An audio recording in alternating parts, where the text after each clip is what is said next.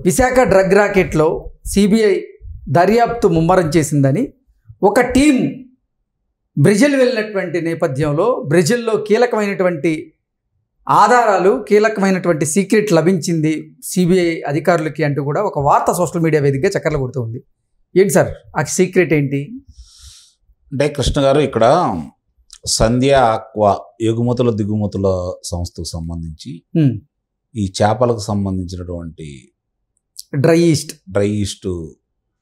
పదార్థాలు వాళ్ళు తెప్పించారని, దాంతో నిషేధిత మారక ద్రవ్యాలు ఉన్నాయని చెప్పని భావించి దాని గురించి అన్ని వాళ్ళు ఏ బ్యాగులో అయితే వచ్చినాయో 25,000 కిలోల పదార్థాలు, దానికి సంబంధించి ర్యాపిడ్ టెస్ట్ జరిగినప్పుడు 4 నిషేధిత మారక ద్రవ్యాలు ఉన్నాయని చెప్పని భావించారు. దాన్ని కేంద్రం దగ్గర పంపించారు. అసలు దీంట్లో ఎంత ఉండే ఏంటి పరిశీలన చేయమని చెప్పాను.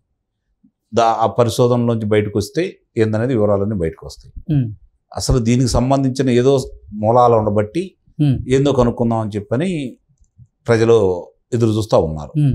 దాన్ని దర్యాప్తు సంస్థలు కొంచెం ముమ్మరం చేశాయని చెప్పి ఇప్పుడు వస్తున్న వార్తల సారాంశం. ఇక్కడ 100 మంది దోషులైనా తప్పించుకోవచ్చు కానీ ఒక నిర్దోషికి శిక్ష పడకూడదు అనేది భారతీయ శిక్షా స్మృతి, న్యాయానికి సంబంధించింది.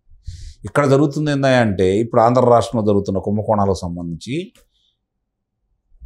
ఇది అసలు నిజంగా ఆక్వా సంస్థకు సంబంధించిందా, లేదంటే దానికి సంబంధించి వాళ్ళ మనుషులు ఎవరన్నా అడ్డం పెట్టుకొని వేరే వాళ్ళు ఈ వ్యాపారం చేస్తున్నారా, ఇది రాజకీయ నాయకుల ప్రమేయం ఉందా, ఇది ప్రజలందరి మధ్యలో ఉన్నటువంటి ఆలోచన.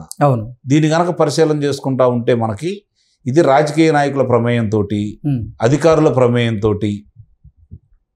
జరిగింది అనేది చాలా స్పష్టంగా, అలాగే రక్షక భటుల ప్రమేయంతో జరిగింది అనేది చాలా స్పష్టంగా జరుగుతూనే ఉంది. ఇలాంటి ఎప్పుడు ఏం జరిగినా కూడా వాళ్ళ ప్రమేయం లేకుండా జరగవు, ఇది మాత్రం వాస్తవం. ఇప్పుడు వేగుల ద్వారా సమాచారం అందింది మాకంటే వీళ్ళు కాదు కదా, అంతర్జాతీయ సంస్థల ద్వారా వచ్చింది సమాచారం. వాళ్ళు వస్తే వీళ్ళు బయటకు వచ్చారు. వాళ్ళు కనుక దీన్ని ఆ అంశాన్ని ఎత్తకపోతే వీళ్ళు పట్టించుకోరు, ఎందుకంటే ఇలా తెలుసు. తెలియదు అనేది ఒట్టి మాట. ఏది చిన్నది వచ్చినా కూడా పరిశీలిస్తారు కదా. అంటే సిబిఐ అధికారులకు కూడా తెలుసు అంటారు. చాలా మంది అధికారులు తెలుసు. అందులో సిబిఐ ఏమన్నా ఇప్పుడు ఇంటర్పోల్ గనక వాళ్ళు దాని గురించి మీకు ఇట్లా సమాచారం అందించకుండా కనుక ఉన్నట్టయితే వీళ్ళు పట్టించుకోరు. వాళ్ళకి అవసరమైనట్టు పట్టిస్తారు. నాకు తెలిసినంత వరకు కృష్ణ గారు ఒకటి గుర్తుపెట్టుకోండి, ఇప్పటి వరకు జరుగుతున్న భారతదేశంలో జరుగుతున్నటువంటి ఎగుమతులు దిగుమతులకు సంబంధించి ఏడన్నా పట్టుకున్నారు అంటే 1,00,000 కిలోలు కనుక ఇక్కడికి వస్తే ఒక 10,000 కిలోలు పట్టుకుంటారు. ఆ 90,000 కిలోలు వెళ్ళిపోతాయి. అంటే కావాలనే పట్టిస్తారంటారా? కావాలని పట్టిస్తారు. అంటే దారి మళ్లించేందుకు వాళ్ళ దృష్టిలోకి వస్తుంది. ఇప్పుడు అంతర్జాతీయ సంస్థల దృష్టిలోకి వచ్చింది కాబట్టి వాళ్ళు చెప్పారు కాబట్టి తప్పనిసరి పరిస్థితులు ఏమైందని మళ్ళీ ప్రశ్నిస్తారు కదా. వాళ్ళు మీరు ఎందుకు చేయలేదని ప్రశ్నిస్తారు కదా. ఇప్పుడు వాళ్ళు వచ్చి సిబిఐ వాళ్ళు వస్తే స్థానిక రక్షక భటులు వెళ్ళి ఆటంకం కల్పించాల్సిన అవసరం ఏంటి, అధికారులు వెళ్ళి ఆటంకం కల్పించాల్సిన అవసరం ఏంటి? అక్కడే కనపడుతుంది కదా డొల్లతనం అనేది. మరి ఆ అధికారి ఏమన్నారు, విశాఖపట్నానికి సంబంధించినటువంటి అధికారి ఆయన ఏమన్నాడు, కుక్కలు పంపిమన్నారు. కుక్కలు పంపిమంటే మీరు ఎందుకు వెళ్ళారు? ఇది కదా ఈరోజు ప్రజల మధ్యలో ఉన్నటువంటి ఆలోచన. దీన్ని నిగ్గుదేయడానికి ఇప్పుడు సిబిఐ వాళ్ళు ఈ తీగను లాగారు, డొంక కదులుతా ఉంది. ఎవరెవరు పెద్దలు ఉన్నారు, అసలు అక్కడ అంత సరుకుని దాంట్లో మీరు పంపిస్తున్నారు అంటే ఆ ఓడలో ఎవరు దానికి బాధ్యులు, వీళ్ళేనా ఇంకెవరైనా ఉన్నారా? కాబట్టి ఇది బ్రెజిల్లో జరుగుతుంది, జపాన్లో వచ్చింది కదా, జర్మనీ అనుకుంటా. అక్కడ సార్ అసలు ఈ డ్రగ్ రాకెట్ వ్యవహారం మొత్తం ఆపరేషన్ గరుడ పేరుతో జరుగుతుందని, ఈ ఆపరేషన్ గరుడ ఢిల్లీ నుంచే జరుగుతుంది అంటూ కూడా కొంత సమాచారం అయితే అందుతూ ఉంది. దీని మీద మీ అభిప్రాయం ఏంటి? సిబిఐ వాళ్ళంటే మన విశాఖపట్నం వాళ్ళు గుంటూరు వాళ్ళు కాదు కదా, ఢిల్లీ వాళ్ళే కదా, వాళ్ళే జరుపుతారు ఇవన్నీ. అంటే ఇప్పుడు వీళ్ళ యొక్క పరిస్థితి అడకత్తెరలో పోగచెక్కలాగా తయారైంది. నిన్నటిదాకా పరిస్థితి వేరు. వాళ్ళు ఏం చేసినా ఇక్కడున్న అధికారులు సహకరించారు. కేంద్రం పెద్దలకు సంబంధించి కేంద్ర దర్యాప్తు సంస్థలు కావచ్చు, లేదా కేంద్ర సంస్థలు కావచ్చు ఎంతో కొంత అండదండలు ఇక్కడ ఉన్నటువంటి వైఎస్ఆర్సీపీ రాజకీయ నాయక పార్టీలకు అందిన మాట వాస్తవం. ఎవరు అవునన్నా కాదన్నా విచ్చలుగా వాళ్ళు చేయాల్సింది వాళ్ళు చేశారు, సహకారం లభించింది. ఇప్పుడు ఆ సహకారం లభించకపోబట్టి ఇవన్నీ బయటకు వస్తున్నాయని నేను భావిస్తున్నాను.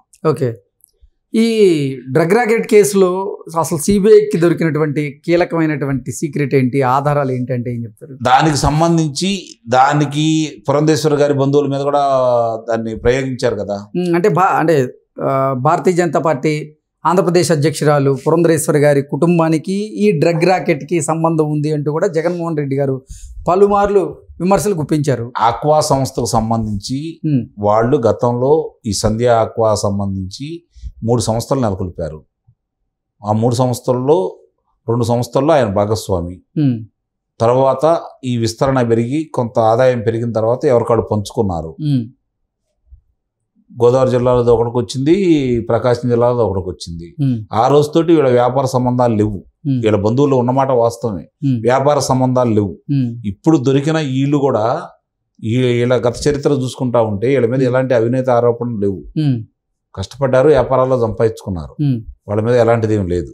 కానీ ఈ ప్రభుత్వం వచ్చిన తర్వాత ఆంధ్ర రాష్ట్రంలో ఏ వ్యాపారం చేయాలన్నా కూడా వాళ్ళ అదుపాజ్ఞంలోకి వెళ్ళిపోయింది. దాన్ని అడ్డం పెట్టుకుని చాలా వ్యాపారాలు వీళ్ళు చేస్తున్నారు. అలా చేయని వాళ్ళ ఏదో ఒక పర్యావరణాన్ని ఇంకోటి అని చెప్పని వాటిని మూసివేయడానికి వీళ్ళు తాకీదులు ఇస్తున్నారు, లేదా బలవంతంగా స్వాధీనం చేసుకుంటున్నారు, వాటాలు తీసుకుంటున్నారు. అలా ప్రలోభ పెట్టి భయపెట్టి దాన్ని అడ్డం పెట్టుకొని రాష్ట్ర పెద్దలు, రాజకీయంగా సంబంధించిన వాళ్ళు, అధికారుల ప్రమేయంతో ఇవన్నీ చేసుకుంటున్నారనేది అందరికీ అర్థమైపోయిన వాస్తవం. ఇందులో ఎలాంటి సందేహం కూడా ఏం లేదు. కాబట్టి ఎన్ని మూలాలు బయట తీయడానికి ఈరోజు ఇక్కడే కాకుండా ఇక్కడ విచారణ ఇక్కడ జరుగుతూ ఉంది. రేపొద్దున జర్మనీ నుంచి కావచ్చు, లేకపోతే బ్రెజిల్ నుంచి కావచ్చు. ఇప్పుడు దీనికి సంబంధించి విజయసాయి రెడ్డి గారు ఎక్కడో జరిగితే, బ్రెజిల్లో జరిగితే, ఎన్నిక జరిగితే గెలిచిన వారికి శుభాకాంక్షలు చెప్పాడు బ్రెజిల్ అధ్యక్షుడు. ఈయనకేం సంబంధం? ఈయన అంతర్జాతీయ భారతదేశం తరపున రాయబారి సంస్థలో పనిచేస్తున్నాడా, లేదంటే కేంద్రంలో ఏమన్నా ఈయన ముఖ్య భూమిక నిర్వహిస్తున్నాడా, కేంద్ర మంత్రి? మరి ఎందుకు అంటే బ్రెజిల్ నుంచి ఇలాంటివి వస్తూ ఉంటాయి కాబట్టి వాళ్ళతో సత్సంబంధాలు నెరపడం కోసం, గతంలో సత్సంబంధాలు ఉన్నాయి కాబట్టి ఈ విధంగా చేశాడని చెప్పని భావించాల్సి వస్తుంది. ఈరోజు ఇవన్నీ జరుగుతా ఉన్నది చూస్తూ ఉంటారు. ఇక్కడ వైవి సుబ్బారెడ్డి గారు వారిని కూడా కలిశారని చెప్పి మనకి వస్తూనే ఉన్నాయి. ఇవన్నీ కనుక ఒకసారి కనుక మనం పరిశీలన చేసుకుంటా ఉంటే దీంట్లో పెద్ద తలకాయలు ఉన్నాయి, రాజకీయ ప్రమేయం ఉంది, రాజకీయ నాయకులు ఉన్నారు, అక్రమ సంపాదనగా అలవాటు పడ్డారు. ఇప్పుడు నాకు అర్థం కావాల్సింది ఏంటంటే, నాకు కాదు ప్రజలకు కూడా 25,000 కిలోలు ఆహార పదార్థాలు వస్తే, చేపలకు సంబంధించిన ఆహార పదార్థాలు వస్తే దాంట్లో ఎంత శాతం ఉంది? ఇది